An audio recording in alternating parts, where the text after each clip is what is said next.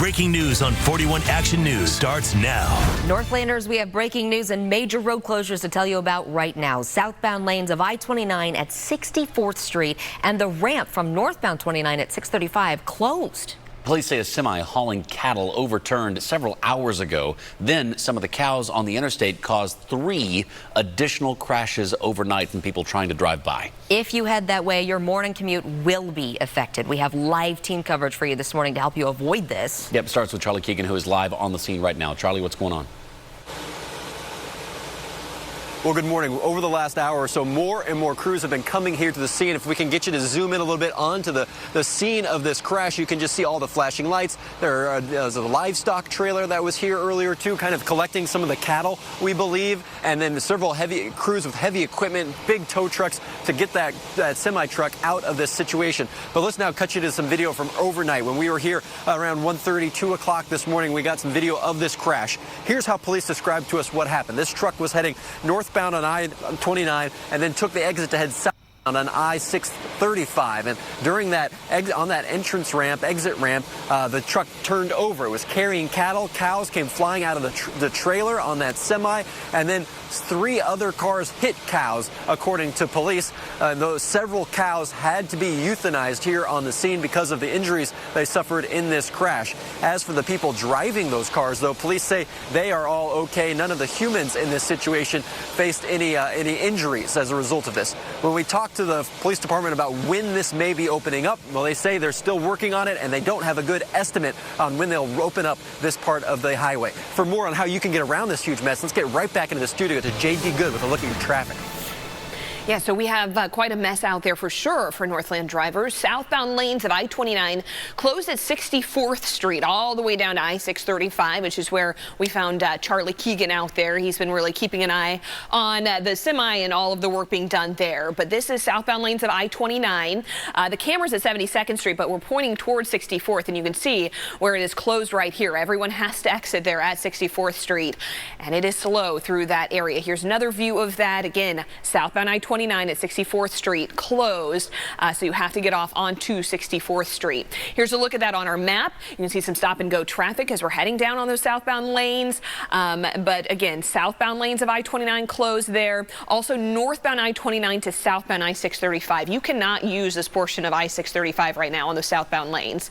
It is just closed. Both of the ramps are closed there. So your detour options, you can exit, well, you have to exit at 64th or earlier than that and get over to 169 highway to get back onto I-29. If you're heading on northbound lanes of I-29 and you're trying to get onto I-635, remember that ramp is closed. So you can take I-29, 269 highway, get off there, get onto 9 highway, and then get back onto I-635 that way. But definitely a big, messy situation out there this morning. Breaking news on 41 Action News starts now. A man is dead after a 3-hour-long standoff with Kansas City police. Officers responding to a home near 69th and Askew around 11 o'clock last night, but police say the man ran out with a gun this morning, and he stopped near 68th and Indiana. That's where we find 41 Action News reporter Charlie Keegan live for us this morning, gathering all the information he can. Charlie, how do police say this all happened over that period of time?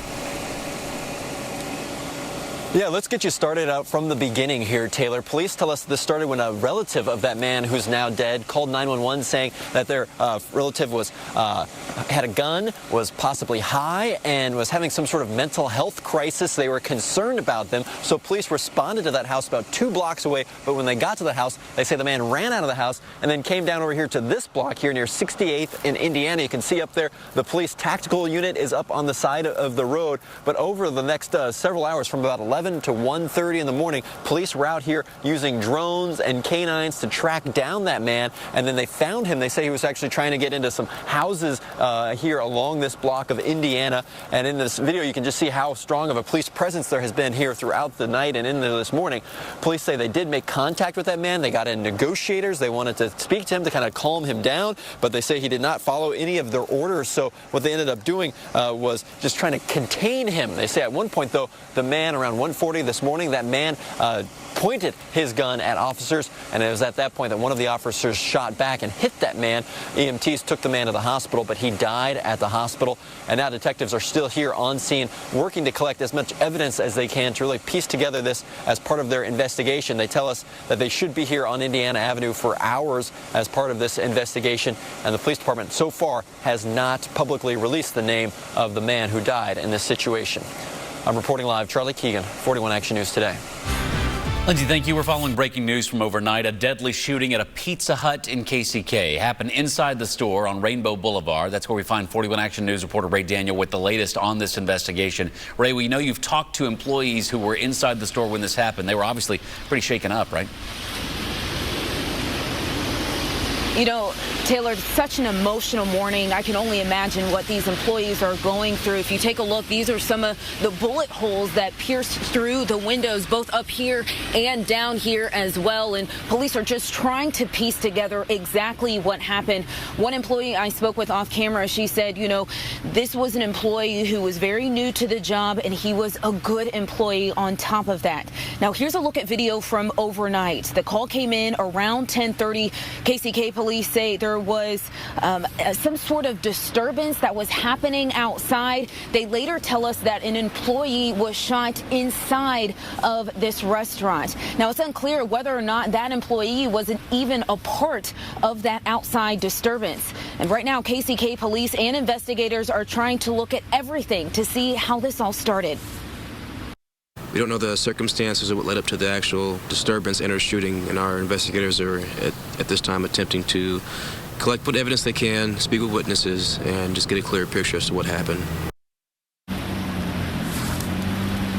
So investigators are looking at everything from surveillance video here at the Pizza Hut and surveillance video, whether that be nearby businesses or if street cameras caught anything. There is no suspect information at that time. If anyone has any information, be sure to call the TIPS hotline.